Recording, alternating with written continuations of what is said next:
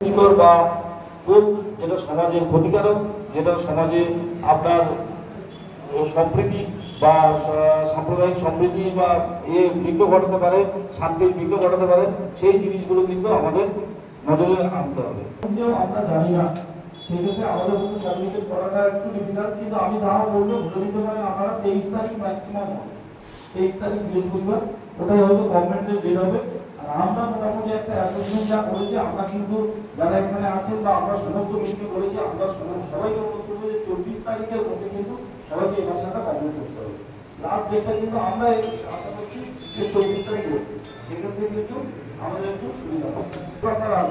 আপনারা অনুষ্ঠান করুন, অবশ্যই কালীদিনে সব জায়গাতে কম বেশি ছোটখাটো কালচারাল প্রোগ্রাম হয়, তো সেই অনুষ্ঠানের সাথে তো মূর্তির বা মণ্ডপের কোনো সম্পর্ক নেই, সেটা আপনারা অবশ্যই বিভাষা 24 তারিখের মধ্যে কমপ্লিট করার চেষ্টা করুন। কিন্তু আমার কাছে কিন্তু এখনো এই মুহূর্তে দাঁড়িয়ে কোনো গভর্নমেন্ট নোটিফিকেশন নেই, তার বাইরে গিয়েও আমি বললাম এই বিষয়গুলো মূলত আছে।